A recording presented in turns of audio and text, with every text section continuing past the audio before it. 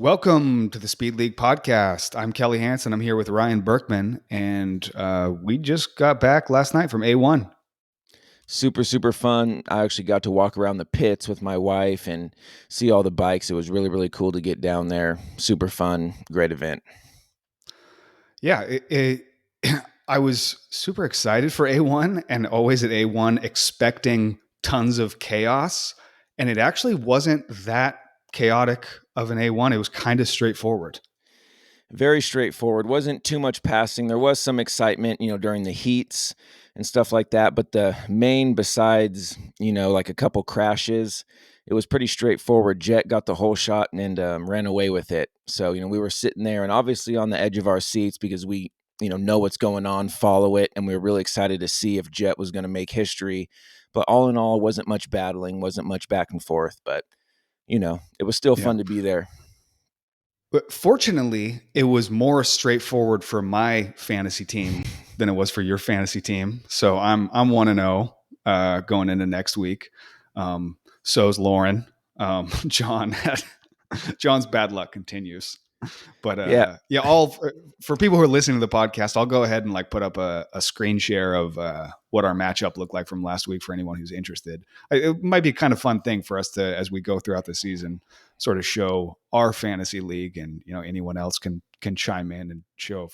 I'd actually love to see if someone got a crazy high score or 5 or 6 dead on predictions or something like that. Would be pretty cool to see. You get we might have to do something, give away a t-shirt if someone gets over 5 dead on predictions or something like that. We'll hit us up. We'll definitely send you a t-shirt.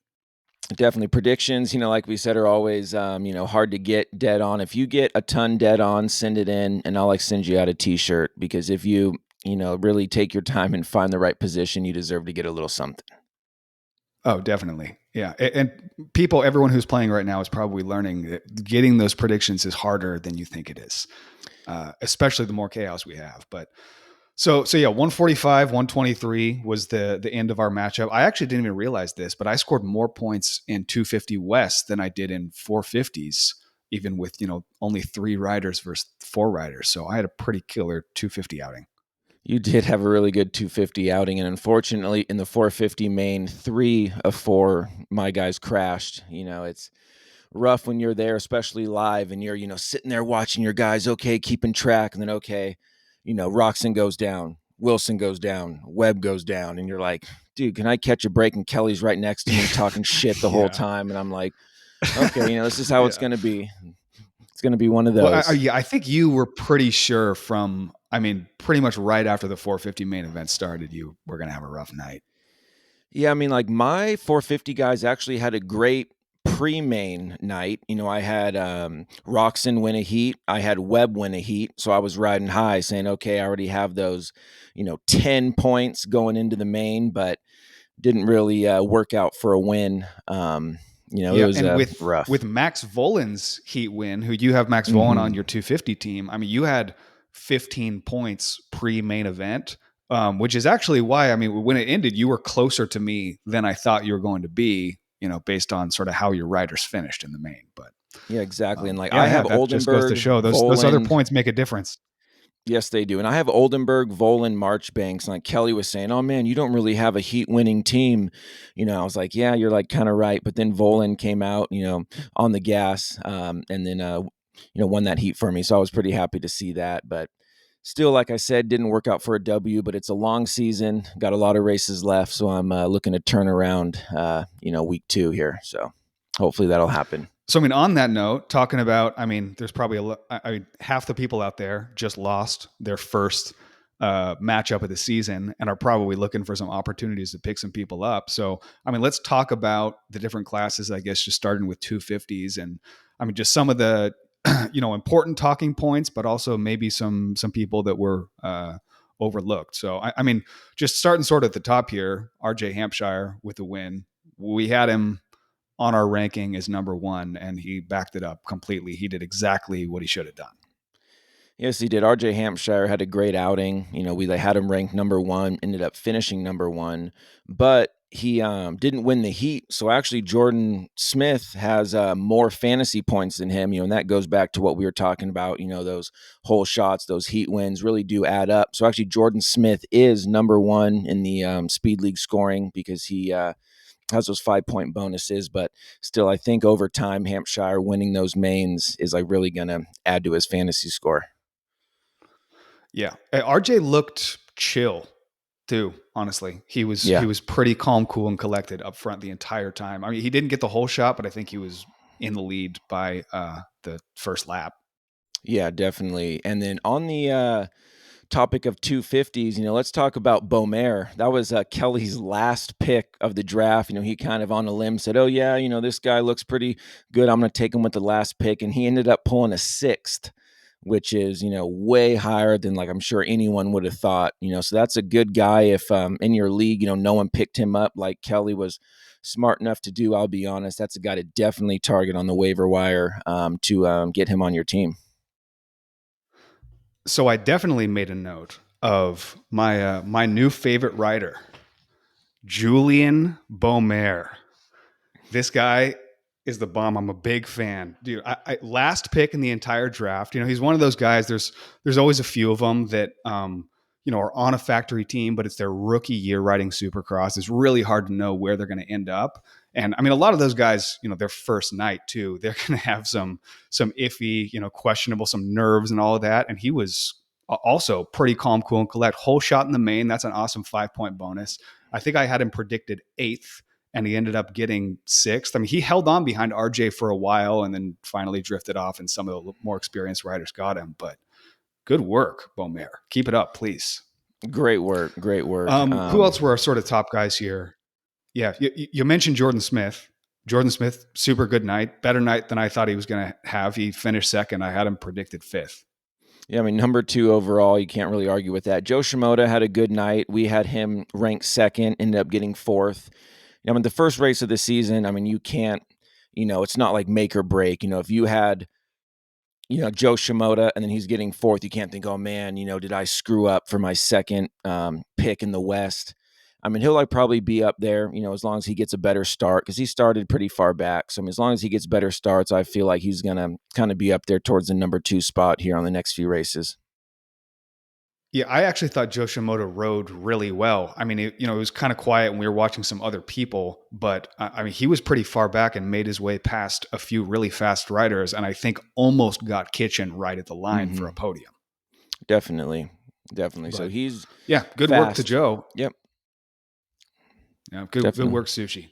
Okay, third place Kitchen, who I also had on my team, looked really, really fast in practice, and then I think he actually said on the podium he had a lot of nerves going through today, and you could kind of see. I actually noticed while he was riding, it kind of looked like he, and I don't know if this is nerves or what else, but like he almost had a throttle control issue. I saw a lot of him coming out of corners and spinning up the rear and kind of losing traction a little bit on the rear. So not sure if that's a bike comfort thing or more likely probably just A1 nerves. I would say more likely A1 nerves. I mean, it seems like everyone talked about it, after that long off season, a lot of training, a lot of visualizing in your mind. Okay, this is how this year is going to go. I'm going to be faster. I'm going to be better. I'm going to go out here and win this thing.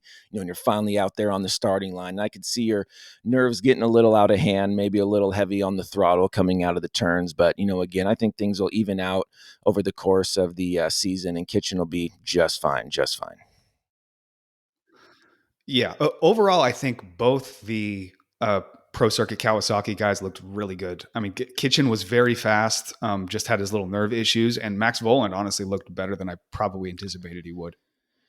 Definitely. And actually, skipping down to 5th, speaking of Pro Circuit Kawasaki guys, Max Voland had a really good outing. He had a heat win. And actually, I was watching him like a hawk because he's on my team. And I noticed it looked like Joe Shimoda might have they had those like red red like cross flags. Hey, there's an injury right here in this like rhythm section. It looked like every lap, he was down for a long time, and it looked like Joe Shimoda might have doubled out of one of those jumps, and we were looking out to see if they maybe docked Joe some points and said, hey, you like jumped too soon, but they didn't, so he ended up holding on to that fourth spot. But I was kind of hoping in the back of my mind, hey man, I want those points, so we'll see if Volan gets moved up to fourth, but he didn't. But it was very, very close. Yeah, yeah. It doesn't look like I haven't seen anything pop up about it, and I mean, he definitely hasn't been docked positions, at least on the official results at this point. But yeah, we were watching because where we were sitting was right in front of that main section where there was somebody down for a long time, right in the middle of that rhythm, and they had the Red Cross flags waving, and uh, there was some guys that almost kind of looked like they were confused about when they could start jumping again. Mm-hmm. And I think it was Kitchen actually made his way past Yep. who was it? Voland, Voland. Mm-hmm. because he started jumping and Voland was rolling through a lot of the section. But yeah, we saw Shimoda just jump straight out of basically the jump where in Face of the between jump those that the guy jumps was the laying guy was on. down. Yeah. Yeah, yeah, which seemed questionable at best. But I mean, usually if we haven't heard anything by this point, he's probably going to be okay. So, Yeah. um, anyways, all right. So, I mean, I guess let's move down the list here of sort of the 250 guys.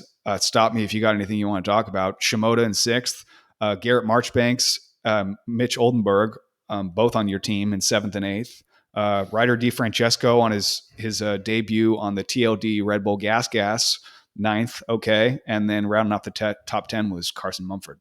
Carson Mumford had a great heat. He was actually out there in front for a while, and I was saying that actually my dad, Holeshot King, he picked up Carson Mumford with his last pick in the draft. And then in the heat, he's up there with all the big boys. And I'm like, man, what's with all this late draft, wisdom from Kelly and Holeshot King? I was a little jealous that my guys weren't up there late round. But yeah, I was pretty impressed, Carson Mumford getting that top 10.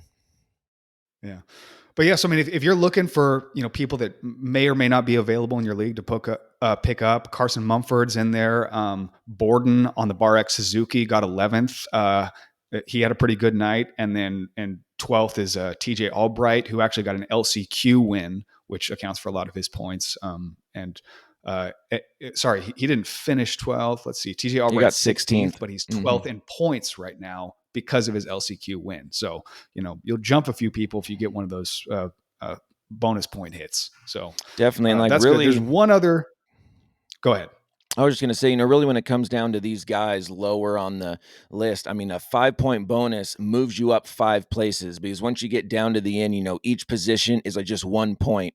So that 5-point LCQ win can really boost you up, like 5 whole spots. So, it's really important to Yeah, look and out that's a for lot of guys time like what that. you're looking for out of your third 250 guy.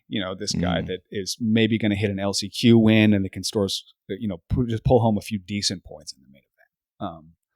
There's one other 250 guy I want to talk about, and it's Phil Nicoletti on the Club MX Yamaha.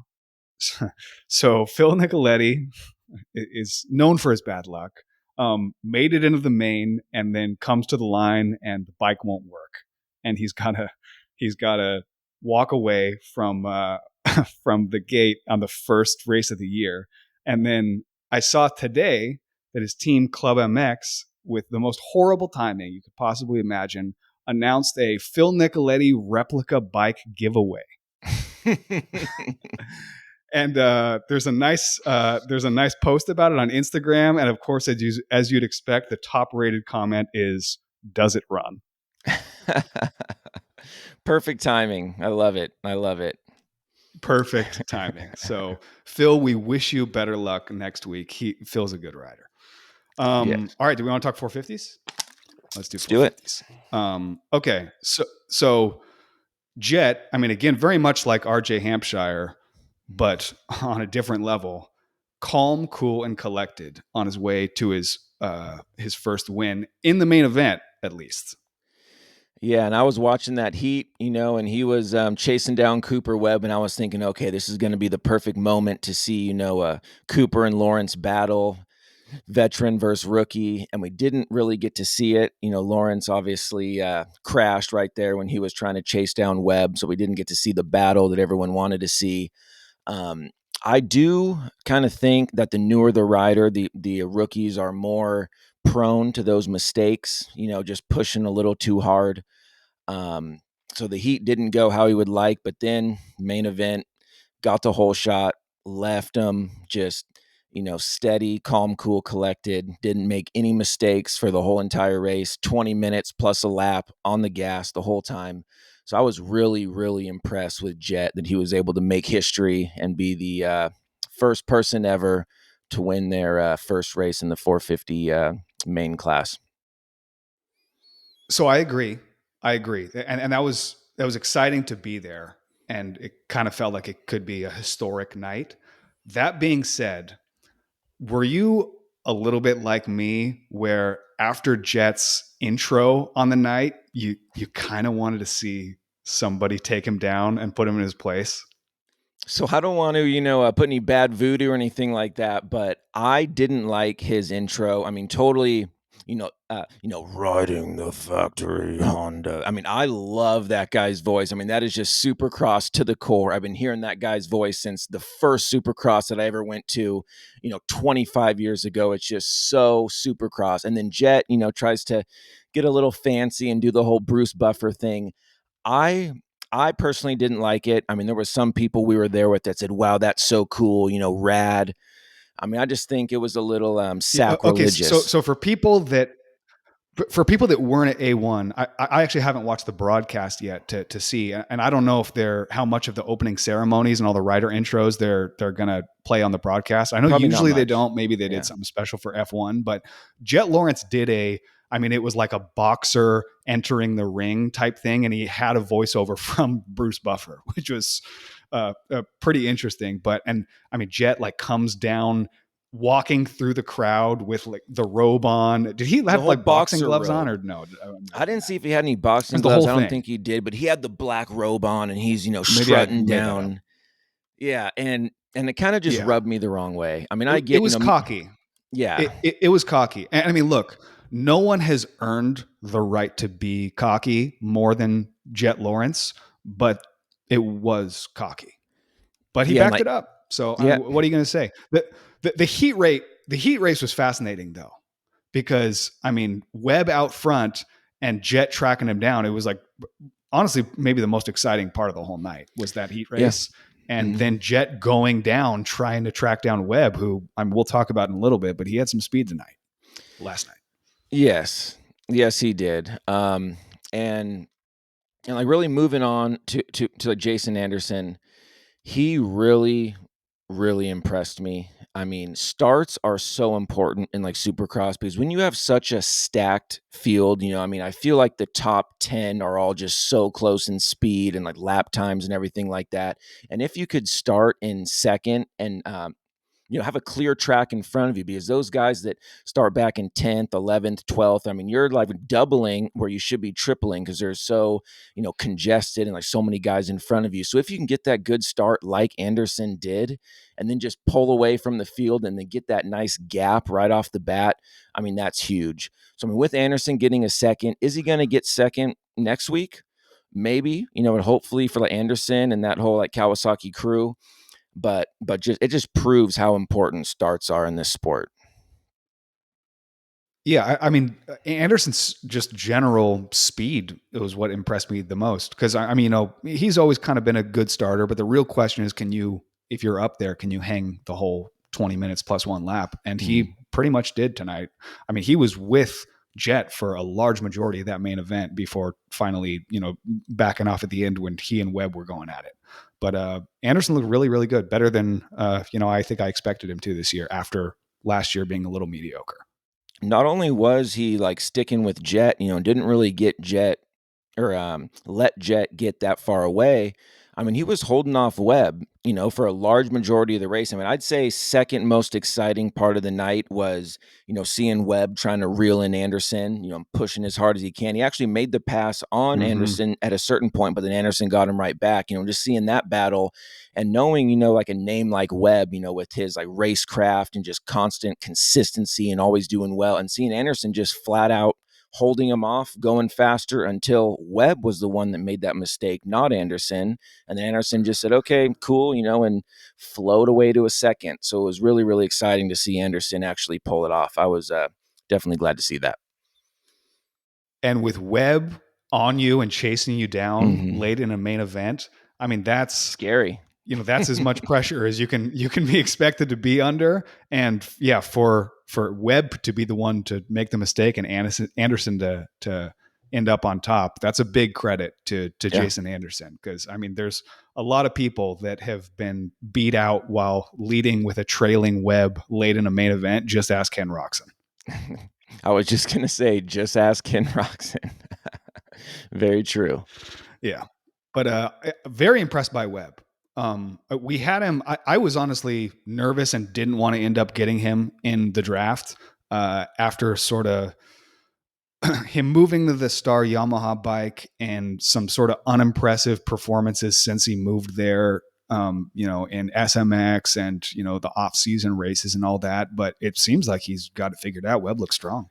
So I have Webb, so I was really overanalyzing, seeing, okay, was this a good pick? Should I have done something else? And I was actually very content, very happy with how Webb did. Obviously, with that heat win, looks fast. And I think over the course of this season, I mean, I don't think that changing bikes is really going to hurt him too much. And I'm very, very happy with my 4th overall pick in Cooper Webb. So speaking of some top guys, first performance after a bike change, 4th place, Chase Sexton, my team, ended up 3rd place. doing pretty well. Sorry, I'm looking at our Speed League rankings right now, and Webb is actually ahead of Sexton in our rankings again because of a heat win. But yeah, Sexton ended up on the podium. Probably should have been 4th if not for Webb's crash with just a few laps to go, which rendered Webb back to 6th place, I believe. But yeah, Sexton on the Red Bull KTM seemed like he might not have the full-on Chase Sexton outright speed that he did last year, but could just be some A1 this and that. It sort of remains to be seen, but he looked pretty fast.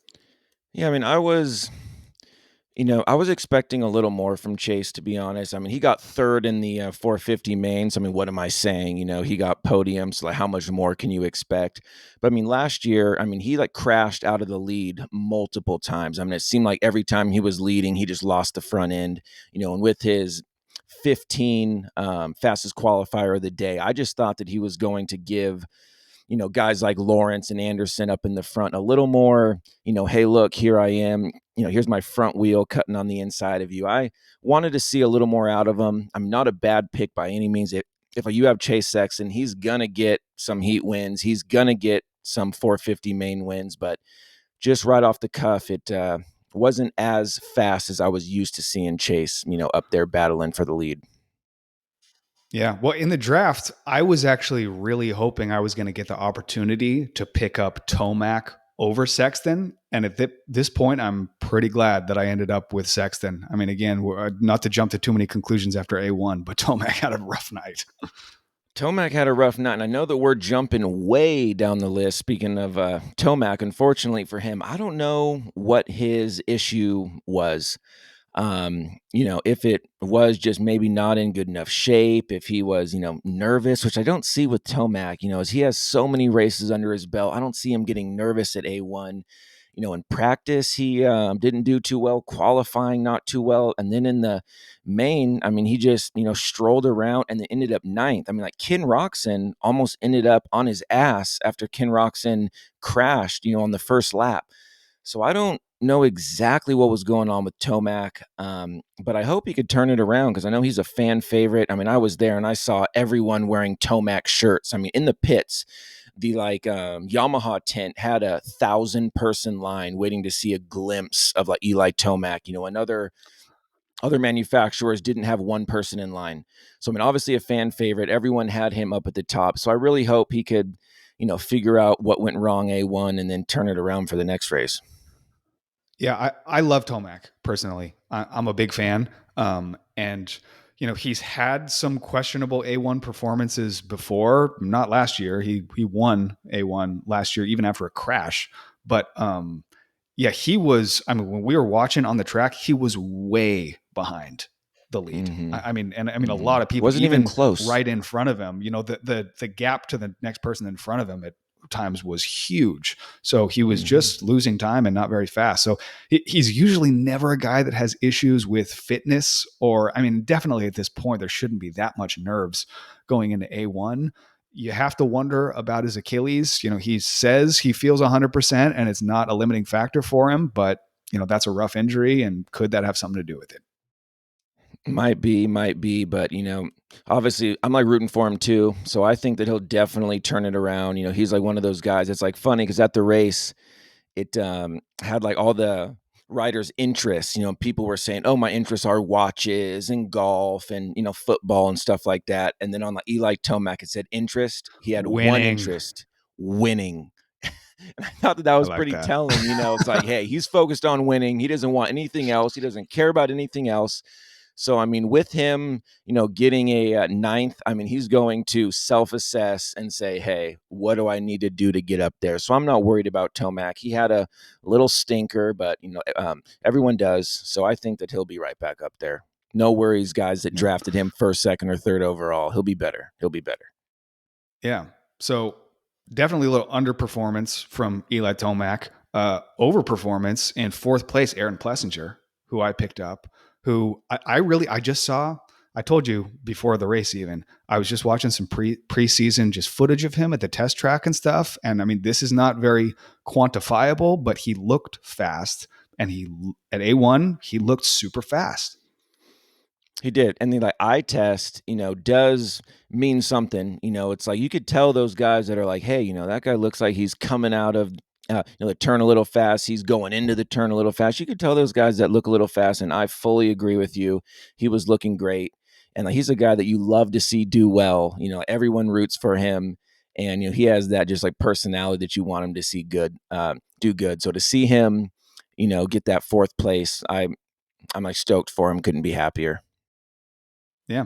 Another overperformance. Dylan Ferrandis, fifth place on the first ride on his non-factory Honda. Also, kind of quietly fifth place, but super good ride.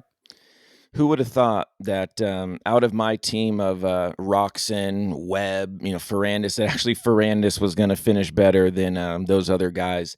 He was one of my like late round picks. I actually had faith in him. I'm a Ferrandis fan. I like love French fries, so I thought that it'd be a good pick for me.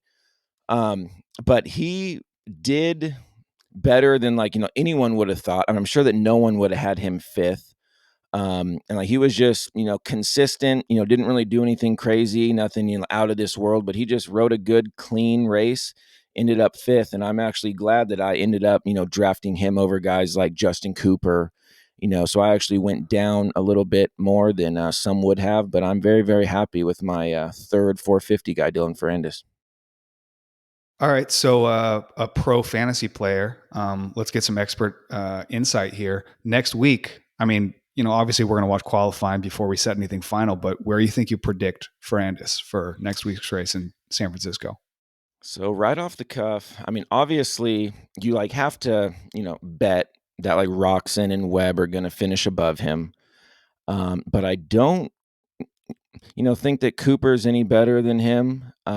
So I would probably predict him. I'm going to say eighth next week, eighth Okay, or ninth, Eh, which I think is fair. that's solid. It's not That's like, solid.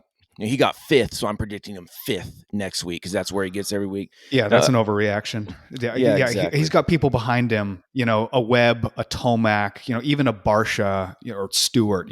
Those kind of guys that if they end up getting the good start, they probably will end up finishing ahead.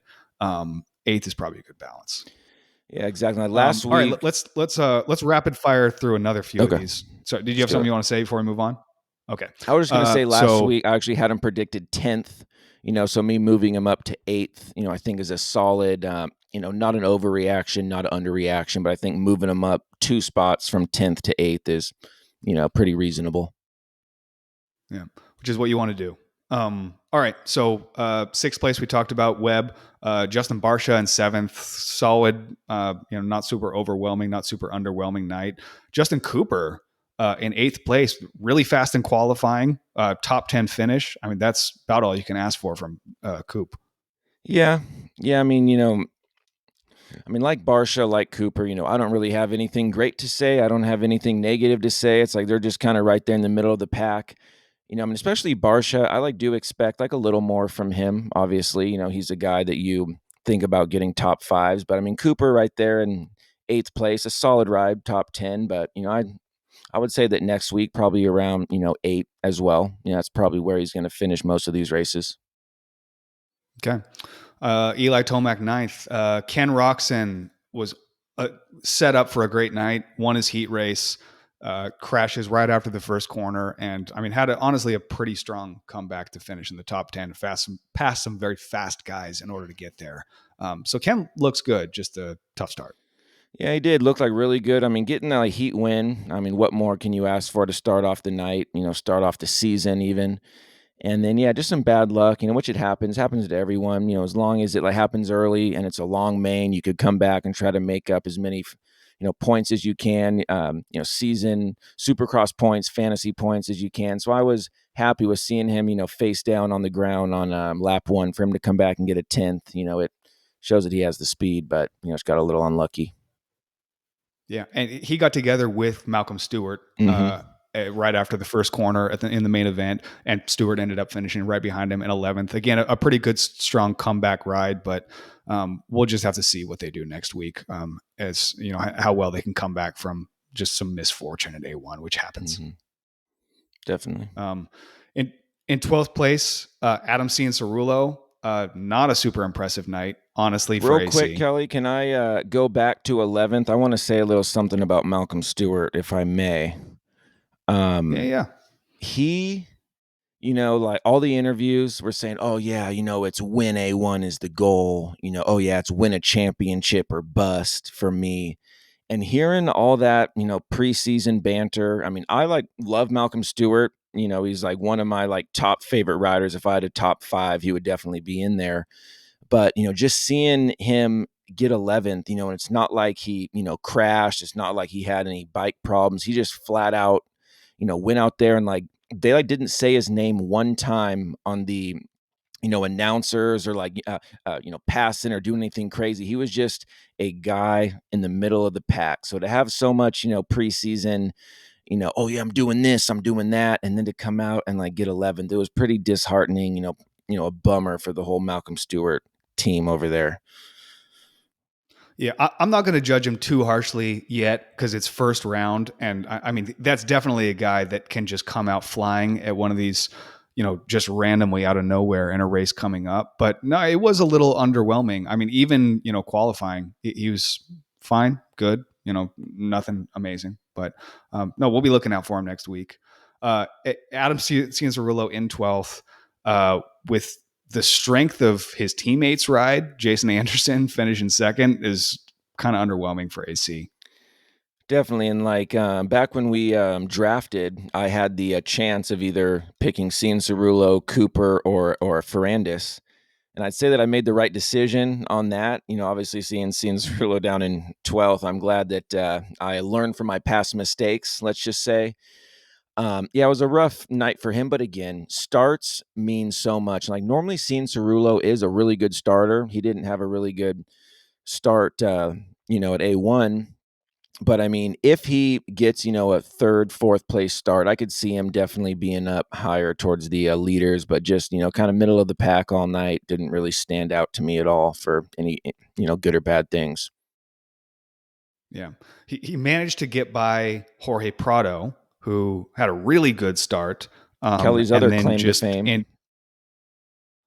yeah, I've got him subbed in, and I mean overall good for a subbed in guy. I thought he was actually going to perform even better. He started right up front and was hanging with those guys for a while, but first Supercross jumping right into the 450s. Even if you're an MXGP champion, he's I think he probably learned some lessons at A1 that hopefully he can take into these next couple races and do well. I substituted him in again for this coming week. So I saw I that. had Justin Hill substituted out, who Justin Hill is finished one place behind him in 14th place.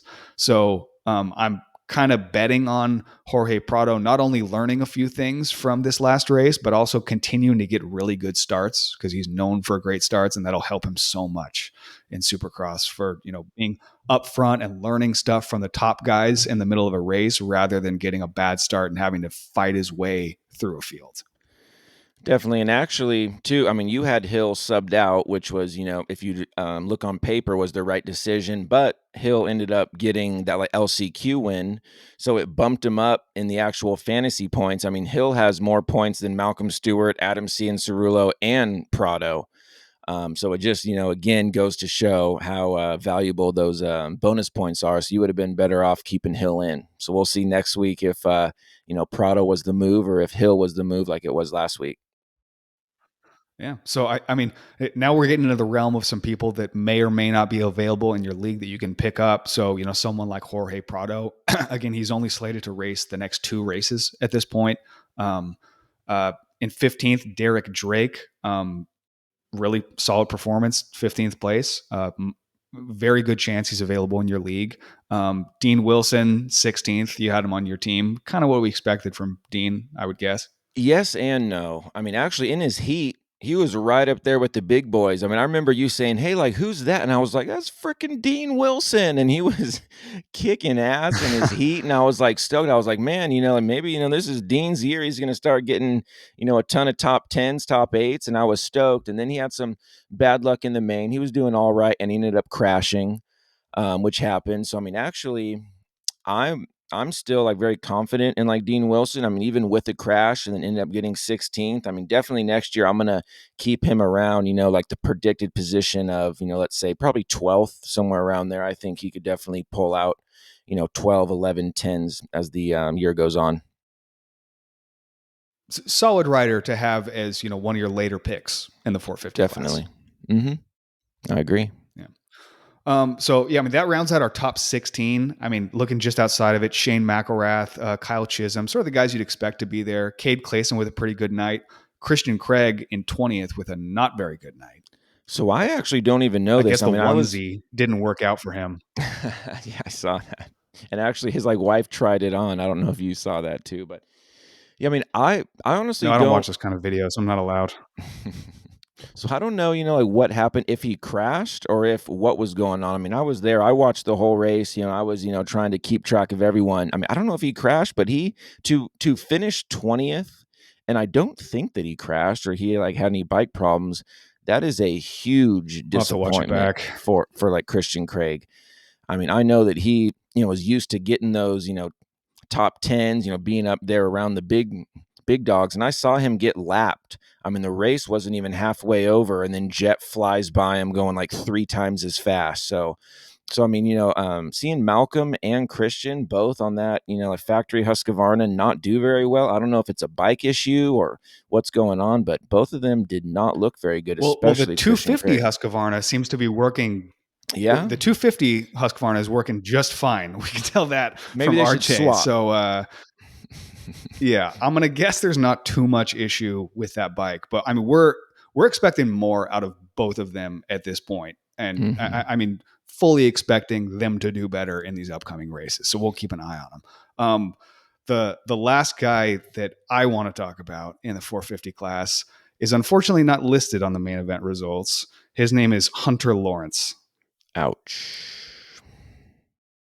Yeah, Hunter. I mean, it's really just a lot of bad luck, but um, you put yourself in bad situations, you open yourself up to bad luck.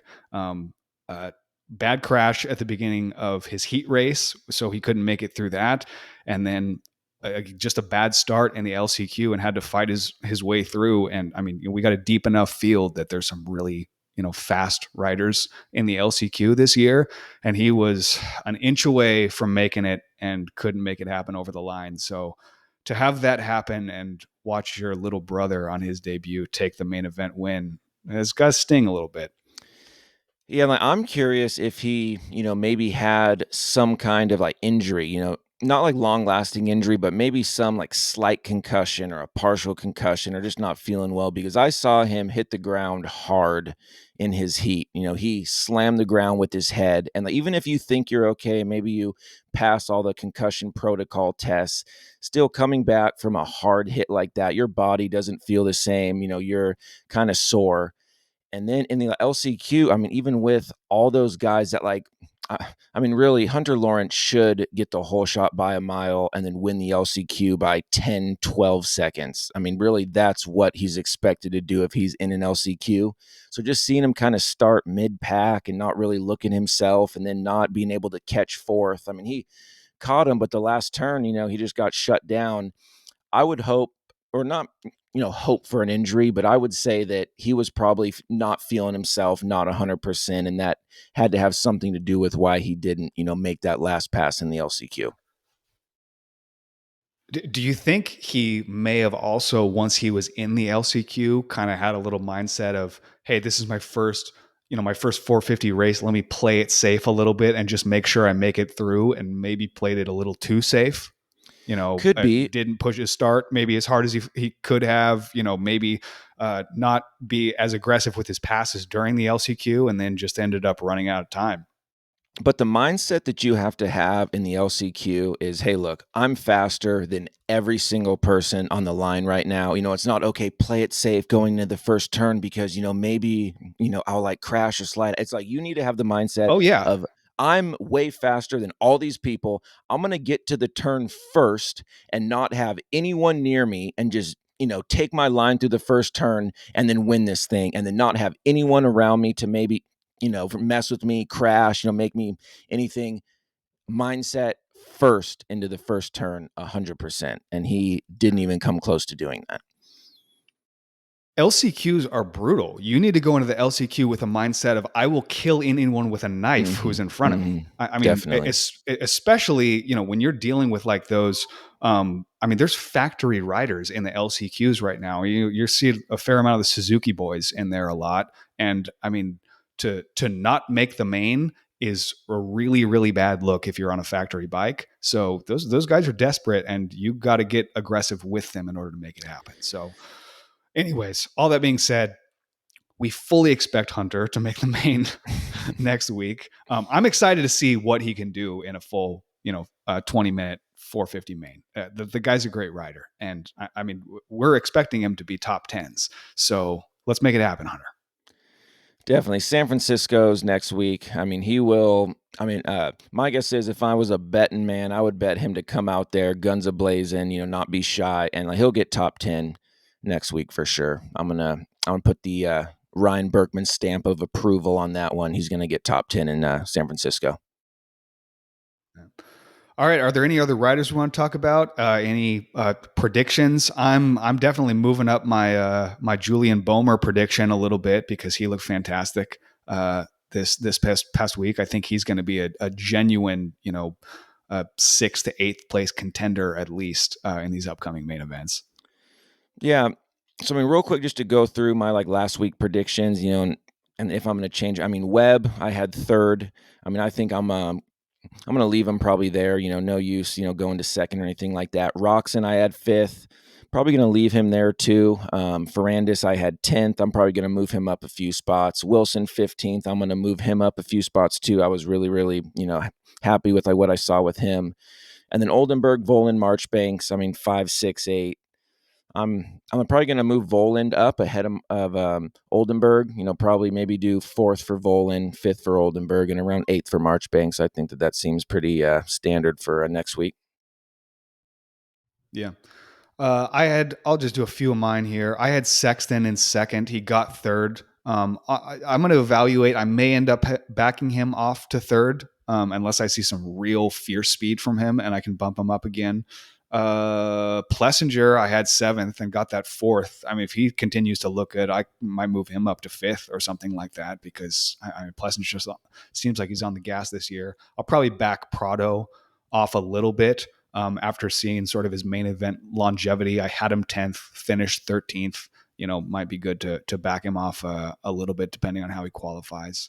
Mm-hmm. My only dead on that I got was Levi Kitchen in third. And honestly, I think after the A1 nerves are out of his system, he's probably going to do that or better. So I'll probably keep him around that same spot. And Jordan Smith also, I think, probably needs his expectations to be raised a little bit right now as far as predictions go, because he's looking fast. But Predictions always change after A1. um, Once you see your guys actually on the track and like what they're doing and everything like that, you could tweak your predictions to be a little better. So, you know, um, I actually didn't have any dead ons. I mean, normally I'm like pretty good with my like predictions. I mean, normally I am the reigning prediction point champion.